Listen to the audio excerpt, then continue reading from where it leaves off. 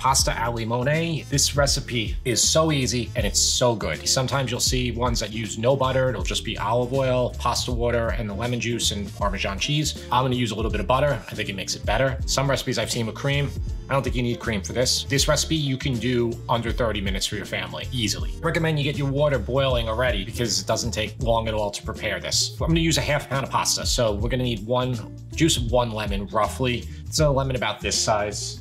And I'm gonna take the zest from one lemon here. And I'm gonna take a little bit of, I have two zesting tools. So like I have kind of a finer zester here, and this looks nice for garnish. But if you don't have that, that's fine. You don't have to use it. So take a little zest.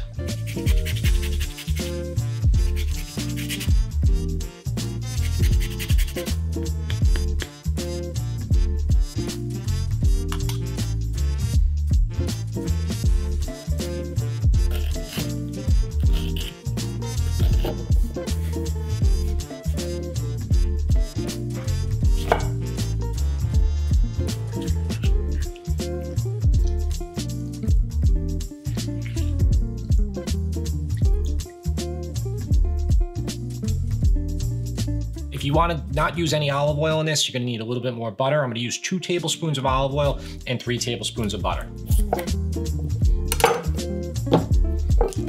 And that's 3 tablespoons right there. The final ingredient that we're going to prep for this is Parmigiano Reggiano cheese. I have 2 blocks right here.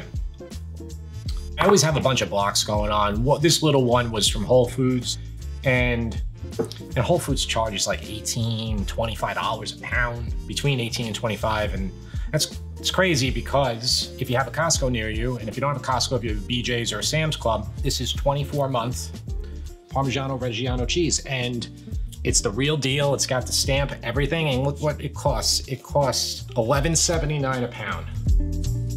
So I've read that Costco loses money on this. I've read that they lose money on a lot of products they sell. Apparently their chickens in the back of the store, they lose $30 or $40 million a year or some crazy amount on them. And they put them in the back of the store so people walk and they buy the more expensive stuff. I don't know, I've read a couple places that they lose money on this. This is 24-month-old Parmigiano Reggiano cheese. So I really recommend you buy it there. And while you're there, get the Pecorino Romano too, because that'll be great for cacio pepe and amatriciana, alla gricia, so many dishes. And I typically am using Pecorino even more than this, but for this al limone and for Fettuccine Alfredo and just for eating, Parmigiano Reggiano cheese is just, you can't beat it. We need 3.5 ounces, 4 ounces, roughly 100 grams. You can take a digital scale and you can weigh it out and do all that. Listen, I've been using this digital scale a lot lately. The reason I've been using it so much is because I'm making pizza and I've been weighing out a ton of dough balls. If you want to get exact for this, you can, but for this stuff, you don't need to be exact. If you don't give enough cheese at the end, you can add some more and you're gonna add more cheese on the side. But for a half pound of pasta, if you want to be exact, use about 100 grams of Parmigiano Reggiano cheese.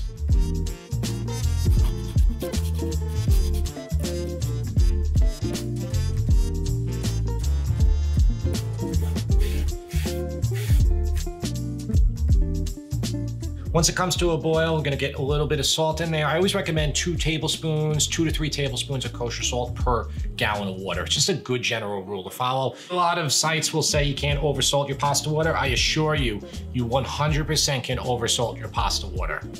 Trust me, I've done it.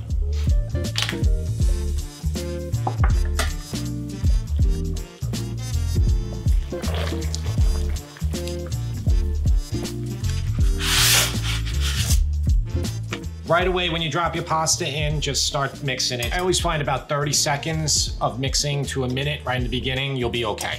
You don't need any oil in your water. The only time I recommend even putting a drop of oil is when you're doing maybe stuffed shells, when you're boiling the large shells or lasagna noodles, because they tend to stick even more, but you don't really need it, because if you put oil on it, your sauce is, whatever sauce you make is not gonna wanna grab the pasta. And you don't want it to slide off.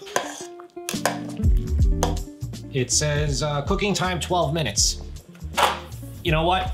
Don't listen to it. You still gotta test it.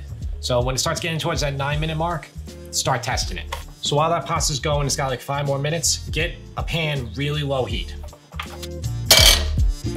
You just want it really low and put in about 2 tablespoons of your olive oil and 3 tablespoons of butter.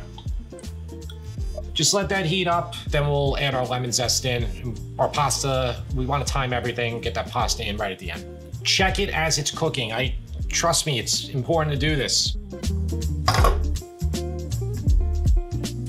So that's way too hard right now, but we just want to kind of have a reference now. So now we know how hard it is. We can look at the clock again and say, okay, it's about 2 more minutes before I'm gonna have to check it. And we got our butter and our olive oil mixing around here.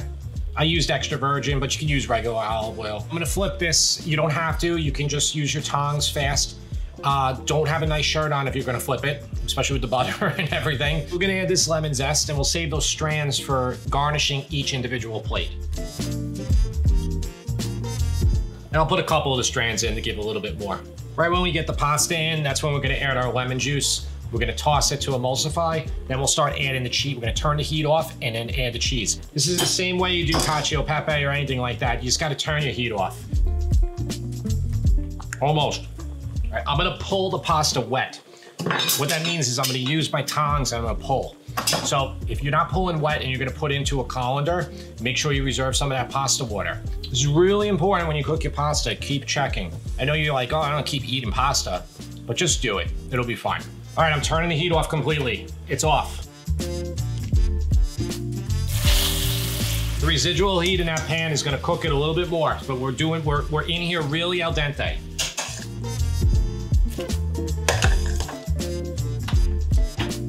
Let it all coat.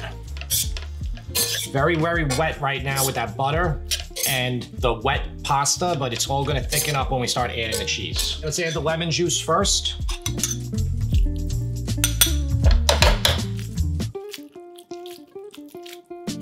Let it emulsify a little bit.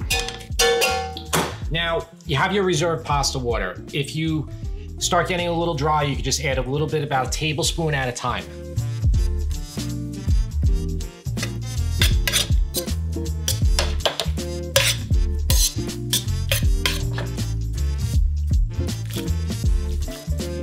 Okay, a little bit more cheese, and I think we're gonna need a little bit more of that pasta water. Just a bit. Okay. You can stir like this too if you don't want to flip it. Just take your pan and move it around quick, and your tongs. Okay.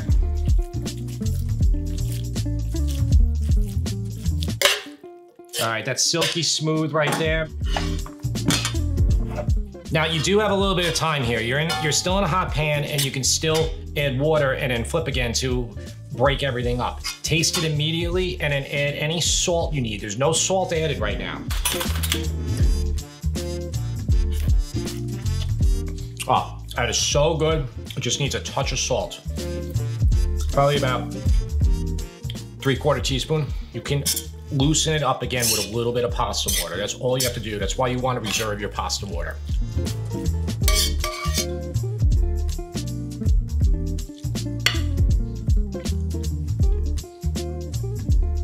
You can sub if you want. That helps a little bit, but liking and watching more videos, that is the biggest help.